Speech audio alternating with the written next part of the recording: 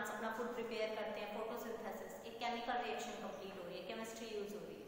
Similarly हम खाना खाते हैं, हमें एनर्जी मिलती है, रेस्पिरेशन एनर्जी मिल रही है हमें, that is a chemical reaction. Respiration energy जो हमें बॉडी के अंदर मिलती है, अराबिक एंड अनाराबिक रिएक्शंस हम देखते हैं हमारी बॉडी में, दैट इज ऑल्सो केमिस्ट्री। वैसे ही हमारे आसपास में हम बहुत सारी चीजें बनती हुई देखते हैं, जैसे प्लास्टिक है, केमिकल से टोटली बनी हुई है, ठीक है।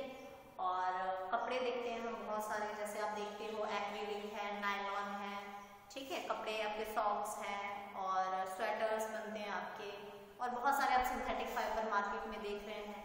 सो अगर आप अपने आसपास में देखें तो ह्यूज वैरायटी ऑफ केमिकल्स आ गए, बहुत सारे केमिकल्स की वैरायटी आप देखेंगे।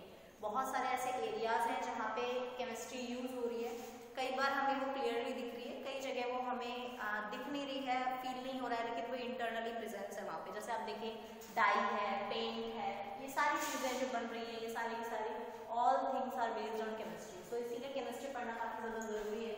और ये जो पहला चैप्टर है, हम बेसिकली इस कंप्लीट चैप्टर में पढ़ेंगे कौन कौन सी बेसिक चीज़ें हैं केमिस्ट्री में जो बुनियाद का काम करती हैं, एक तरीके से बेसिक फंडामेंटल का काम करती हैं chemistry.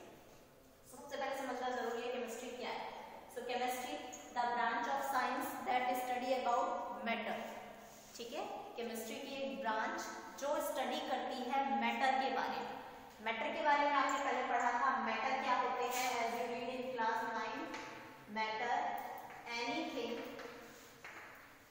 That occupies space and have mass। वो सभी चीजें जिनका कोई मास होता है, साथ में कोई स्पेस कवर अप करती है, that is counted to matter. हमारे आसपास में जितनी भी चीजें हैं हमें दिख रही है, नहीं दिख रही है, वो सारी चीजें मैटर में काउंट अप होती हैं, क्योंकि वो सभी चीजें या तो कोई ना कोई मास गेन करती हैं और साथ में वो कोई ना कोई स्पेस जरूर कवर अप करती हैं। So all things are counted matter. और हम केमिस्ट्री में स्टडी करते हैं मैटर्स के बारे में, मैटर्स की प्रॉपर्टीज के बारे में, चाहे वो उसकी इंटरनल प्रॉपर्टी हो, चाहे वो उसकी एक्सटर्नल प्रॉपर्टीज हो। External property that means physical property, जिनको हम अपीयरेंस से पता लगा सकते हैं, देखकर पता लगा सकते हैं, जैसे उसकी शेप, साइज, ठीक है, स्ट्रक्चर, कॉन्स्टिट्यूशन, किससे बना हुआ है वो, साथ में रिएक्शंस, क्या रिएक्शन करेंगे किसी दूसरे के साथ, किस तरीके से वो रिएक्ट करेंगे, ये सारी चीजें हम पढ़ेंगे ऑल ओवर केमिस्ट्री में हम पढ़ते हैं। सो मैटर के बारे में हम बात करें तो basically study of matter that is called chemistry. So matter जो है इसको हम बेसिकली क्लासिफाई कर सकते हैं फिजिकल बेसिस पे और chemical basis. Physical that means structural, appearance के बेसिस पे। तो अपीयरेंस के बेसिस पे हम मैटर को क्लासिफाई करते हैं इन 3 parts, solid, liquid and gas, that you study in your previous classes. Solids क्या होते हैं, दैट्स आर रिजिड, हार्ड होते हैं। Liquids have property of fluidity, gases have already the property of fluidity. Solids की बात करें तो हाई डेंसिटी होती है इनके पास, हाई डेंसिटी। लिक्विड्स के पास low density comparable to solids. Solid की कंपैरिजन में डेंसिटी इनकी लो होती है और गैसेस की वेरी लो डेंसिटी, बहुत ही कम डेंसिटी होती है। डेंसिटी का मतलब समझना जरूरी है। डेंसिटी का मतलब होता है मास पर वॉल्यूम। सपोज ये मैं इक्वल वॉल्यूम के 3 बॉक्सेस दे रही हूं, 3 बॉक्सेस जिनका वॉल्यूम इक्वल है, वॉल्यूम यानी उनके अंदर की जो स्पेस है टोटल वो सेम। अब इसमें एक पार्टिकल्स में अरेंज करूं,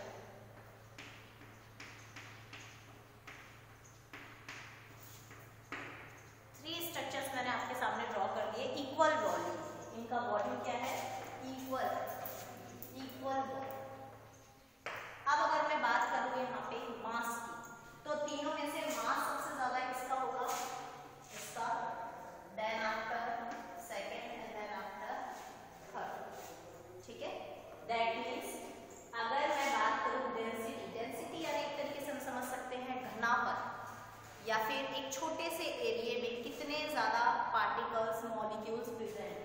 सो डेंसिटी सबसे ज्यादा किसकी है, इसकी, क्योंकि density is equal to mass upon volume.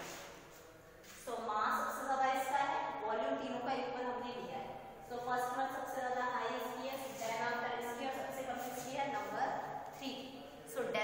बात करते हैं तो सबसे ज्यादा डेंसिटी किसकी होती है? सॉलिड की, because solids have this type of structure. And then after liquid and last gases. So after density होती है, उसके बाद हमने पढ़ा है सॉलिड्स का मेल्टिंग और बॉइलिंग पॉइंट हाई होता है,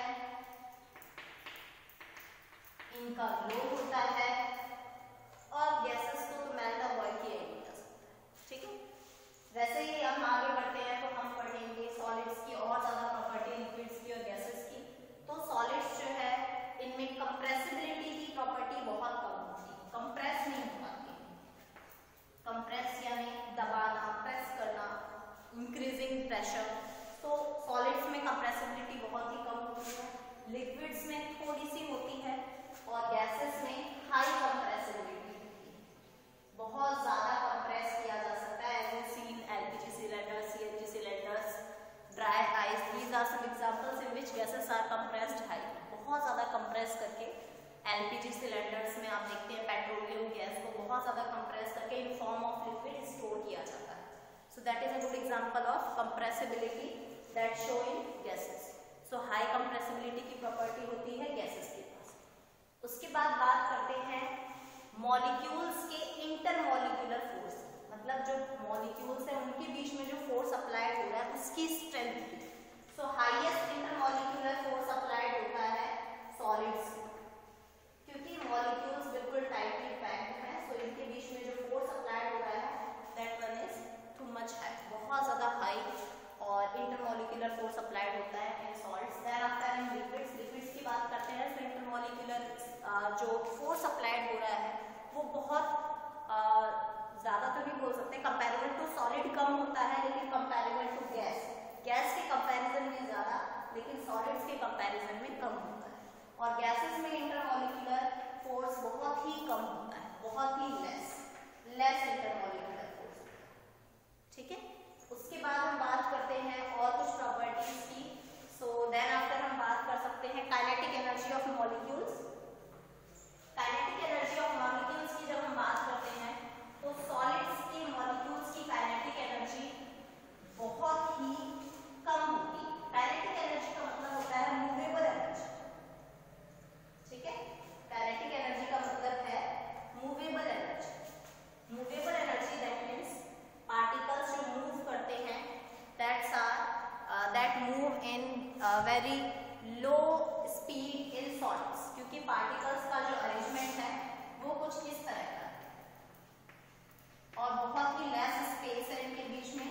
तो पार्टिकल्स जो मूव करेंगे उनकी कैपेसिटी भी बहुत ही कम होगी और इसी रीजन से काइनेटिक एनर्जी भी बहुत ही कम हो जाती है इन टू सॉलिड्स के जो पार्टिकल्स है, सॉलिड के जो मॉलिक्यूल्स है उनकी काइनेटिक एनर्जी बहुत ही लो होती है। देन आफ्टर इन लिक्विड की बात करें तो पार्टिकल्स के बीच में थोड़ा स्पेस होता है, दैट्स व्हाई इनमें काइनेटिक एनर्जी जो है कंपैरेबल टू सॉलिड स्टेट थोड़ी सी ज्यादा होती है। And at last gases, space between particles are very large, that's why kinetic energy is very high. Kinetic energy भी बहुत ज्यादा हाई होती है। ठीक है, सो ये तो था comparison between solid, liquid, gas. ठीक है, सो हमने क्या पढ़ा अभी तक? केमिस्ट्री क्या है? Study of matters. और मैटर को हम क्लासिफाई कर सकते हैं on the basis of physical and on the basis of chemical. So physical classification के बेसिस पे, दैट मींस अपीयरेंस के बेसिस पे हमने मैटर्स को क्लासिफाई किया into 3 states, solid, liquid and gas. तीनों सॉलिड, लिक्विड, गैस का कंपैरिजन देखा और अगर आप अपनी बुक में देखेंगे तो वो भी मिल जाएगा, अदरवाइज आपको क्लास 9th की बुक से आपको ये अगेन सॉलिड, लिक्विड, गैसेस का कंपैरिजन जो है नोट डाउन करने के लिए प्रॉपर वे में मिल जाएगा। Then after chemical classification. Chemical classification that means इसकी इंटरनली प्रॉपर्टीज की बात की जाए।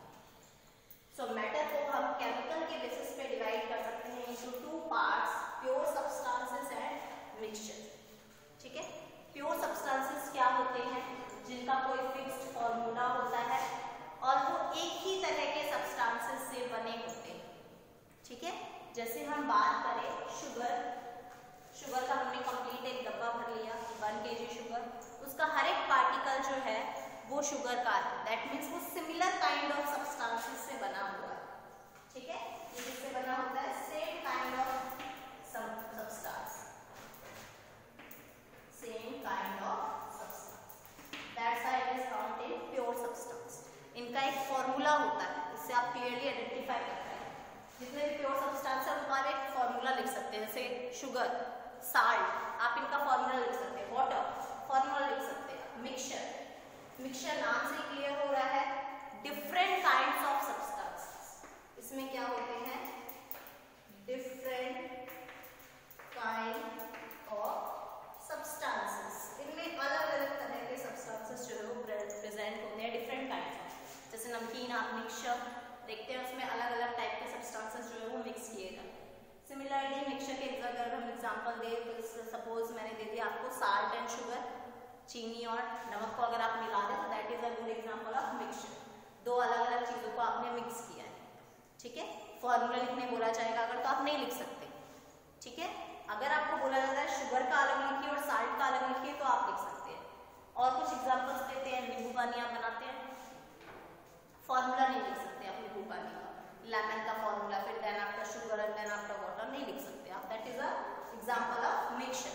उसमें आपने दो तीन चीजों को किसी भी डेफिनाइट प्रपोर्शन में नहीं मिलाया है, इसमें कोई प्रपोर्शन फिक्स नहीं है, इसमें कोई भी डेफिनाइट प्रपोर्शन फिक्स नहीं है, कोई भी अमाउंट आप कितने भी किसी भी चीज को किसी भी अमाउंट में लेकर बना रहे हैं, that is mixture. Pure substances के हम फॉर्मूले लिख सकते हैं, मिक्सचर के हम फॉर्मूले नहीं लिख सकते, ठीक है। इसमें डेफिनाइट प्रपोर्शन होता है, इसमें कोई डेफिनाइट प्रपोर्शन नहीं होता। प्योर सब्सटेंसेस में एक डेफिनाइट प्रपोर्शन फॉलो किया जाता है, but in mixture we can not follow any type of different same kind of और होल नंबर प्रपोर्शन, ठीक है। इसमें सेम काइंड सब्सटेंसेस होते हैं और मिक्सचर में different kinds of substances present होते हैं। Now again pure substances are classified into two parts, elements and compounds. Elements और कंपाउंड्स में डिवाइड किया गया है प्योर सब्सटेंसेस। अब समझना जरूरी है एलिमेंट्स क्या है, which have same kind of item, जिसमें एक ही तरह के आइटम है। जैसे मैं आपसे बात करूं गोल्ड, गोल्ड की बात कर रहे हैं, गोल्ड एक एलिमेंट है और अगर आप गोल्ड ले रहे हैं दैट मीन्स उसमें हर एक पार्टिकल, हर एक एटम किसका है? गोल्ड का, यानी सेम काइंड ऑफ आइटम, जितने भी आइटम है वो सारे एक ही चीज के हैं, गोल्ड के। देन आफ्टर हम एलिमेंट्स को डिवाइड कर सकते हैं into three main parts, metal, non metal and metal. Metal क्या होते हैं? मेटल के बारे में आपने क्लास 8 में भी पढ़ा है, क्लास 10th में भी पढ़ा है। मेटल आर दो substances that can conduct electricity, good conductor होते हैं हीट और इलेक्ट्रिसिटी के। साथ में आपने मेटल के बारे में पढ़ा, एक सोनोरस साउंड प्रोड्यूस करते हैं, टन टाइप का एक साउंड प्रोड्यूस करते हैं, जब आप उसको बजाते हैं तो टन आवाज आती है। हाई मेल्टिंग और बॉइलिंग पॉइंट होता है इनका, ठीक है, ये हमने पढ़ा है। सो हार्ड होते हैं, सॉलिड होते हैं स्टेट में, ठीक है। तो ये कुछ प्रॉपर्टीज हम पहले पढ़ चुके हैं प्रीवियस क्लासेस में of metal. Similarly non metals soft होते हैं वैसे नेचर में, सॉलिड, लिक्विड, गैस तीनों स्टेट्स में मिलते हैं। बैड कंडक्टर होते हैं हीट और इलेक्ट्रिसिटी के, साथ में सोनोरस साउंड प्रोड्यूस नहीं करते हैं, हार्ड नहीं होते हैं, ब्रिटल होते हैं, टूट जाते हैं, बिखर बिखर के टूट जाते हैं। ये ब्रोमीन अकेला नॉन मेटल है जो लिक्विड स्टेट में है, आपने पढ़ा हुआ है। So then after last metalloid. Metalloids क्या होते हैं? मेटल और नॉन मेटल दोनों की प्रॉपर्टीज इनके पास होती है। दैट मीन्स जब टेम्परेचर लो है at that time they behave like non metals, उस टाइम पे वो बिहेव करते हैं नॉन मेटल्स की तरह, और जैसे ही इनका टेम्परेचर बढ़ता है, थोड़ा सा टेम्परेचर बढ़ाते ही they can behave like a metals, वो बिहेव कर सकते हैं मेटल की तरह, ठीक है। दैट्स आर कॉल्ड मेटल, जिनके पास मेटल एंड नॉन मेटल दोनों की प्रॉपर्टी है। कुछ एग्जांपल है बिस्मथ, आर्सेनिक, एंटीमनी, ठीक है। These are some examples, arsenic, bismuth and antimony, these are some examples of metal. Metal के कुछ एग्जांपल्स अगर हम लिखें तो सोडियम, पोटेशियम, ठीक है, iron, calcium, these are some examples of metal. Non metals के some famous examples are carbon, oxygen, nitrogen, hydrogen etcetera, ठीक है। वैसे 118 टोटल एलिमेंट्स हैं, जिनमें most of the elements are metal, ज्यादातर जो एलिमेंट्स हैं वो मेटल है। Then after non metal, metal are only 9, ठीक है। सो हमने देखा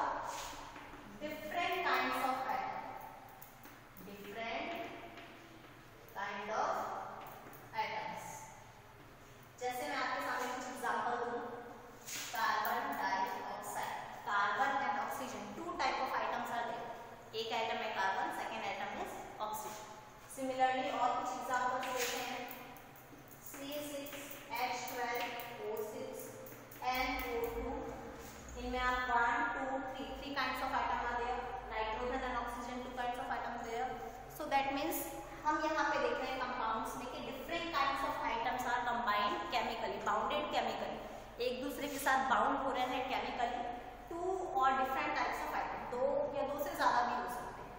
ये जो एटम्स हैं केमिकली बाउंड अप हो रहे हैं, that's are counted compounds. Compounds को भी क्लासिफाई किया गया into two groups, organic compounds and inorganic compounds, that's are also converted into chemistry branches. Organic compound का मतलब क्या है? ऑर्गेनिक दैट मीन्स जो हमें नेचर से मिले, जो हमारे सराउंडिंग में प्लांट्स हैं, एनिमल्स हैं, लिविंग बीइंग्स हैं, जो लिविंग बीइंग से मिलेगा that's are counted into organic compound, ठीक है। और inorganic compounds are those compounds that's we get from rock और मिनरल्स, जो हमें मिनरल से मिले, उनको हम काउंट करते हैं इनऑर्गेनिक कंपाउंड्स। वैसे इसकी एक और डेफिनेशन दी जाती है, compounds of carbon, hydrogen and oxygen are called organic compound. ऐसे कंपाउंड जो कार्बन, हाइड्रोजन और ऑक्सीजन के केमिकल कॉम्बिनेशन से बने हैं that are counted into organic compounds. And inorganic compound इन तीनों को छोड़कर बाकी जितने से भी बने हैं, बाकी जितने भी एलिमेंट्स हैं उनसे जो कंपाउंड्स बनते हैं that are counted into inorganic compounds, ठीक है। नाउ इन मिक्सचर, मिक्सचर में हमने पढ़ा डिफरेंट काइंड्स ऑफ सब्सटेंस, अलग अलग चीज़ों से मिलने वाले जो मिक्सचर है उनको हम अलग अलग चीज़ों से मिलते हैं, जो उनको हम बोलते हैं मिक्सचर। कोई फिक्स प्रपोर्शन नहीं है इनका, कोई फॉर्मूला नहीं है इनका। इनको हम बेसिकली टू पार्ट्स में डिवाइड कर सकते हैं, homogeneous and heterogeneous. Homogeneous, homo that means mix हो जाना, मिल जाना, घुल मिल जाना। तो होमोजीनस क्या होते हैं? कंप्लीटली मिक्स्ड हो जाते हैं। अच्छा एग्जांपल है like sugar and water, salt and water, lemon juice and water, these are some examples of homogeneous mixture। ये आपस में completely घुल रहे हैं, आप इनको बाद में अलग नहीं कर सकते हो easily। Similarly heterogeneous, जो mix नहीं होते completely, not mixed completely, like जैसे हम बात करें sand and water, this is good example of heterogeneous mixture, ठीक है। वैसे ही कुछ और एग्जांपल ले सकते हैं हम, आयरन एंड सल्फर मिक्स नहीं होते हैं ये। So these are some examples of heterogeneous mixture, ठीक है। एक और चीज आपको बता दूं कि जो मिक्सचर होते हैं इनके जो कॉन्स्टिट्यूएंट्स होते हैं, मतलब जिन जिन चीजों से मिक्सचर बना हुआ है वो अपनी अपनी प्रॉपर्टीज, अपनी अपनी आइडेंटिटी को लिए हुए होता है। जैसे हम यहाँ पे एग्जांपल दिया आपको, लेमन जूस एग्जांपल दिया था होमोजीनस मिक्सचर का। होमोजीनस का एग्जांपल क्या दिया था? लेमन जूस, ठीक है। तो लेमन जूस की जब हम बात करते हैं तो लेमन है, शुगर है, उसमें साल्ट है, वाटर। जब आप उसको बनाने के बाद टेस्ट करेंगे तो आपको उसमें साल्ट का टेस्ट अलग आएगा, शुगर का टेस्ट भी आएगा, लेमन का टेस्ट भी आएगा, देन आपका वाटर का टेस्ट भी आएगा। दैट मीन्स जो उसके कॉन्स्टिट्यूएंट पार्टिकल्स थे जिनसे वो मिलकर बना है, उन सभी चीज़ों ने अपनी प्रॉपर्टीज को बनाए रखा है, उनको लूज नहीं किया है। जबकि हम बात करें कंपाउंड्स में, तो कंपाउंड्स में ऐसा नहीं होता। कंपाउंड में जो उनके कॉन्स्टिट्यूएंट पार्टिकल्स हैं वो अपनी कंप्लीट जो आइडेंटिकल प्रॉपर्टीज थी उनको लूज कर चुके होते हैं। जैसे हमने एक एग्जांपल लिया था कंपाउंड्स का, carbon dioxide. Carbon dioxide, carbon that means would, लकड़ी, कोयला, एंड ऑक्सीजन, ऑक्सीजन गैस है और ये लकड़ी है, वुड है, कोयला है। जब आप इनको बर्न कर रहे हो तो कार्बन डाइऑक्साइड एक ब्लैक कलर का धुआं जैसा बन रहा है, गैस बन रही है कार्बन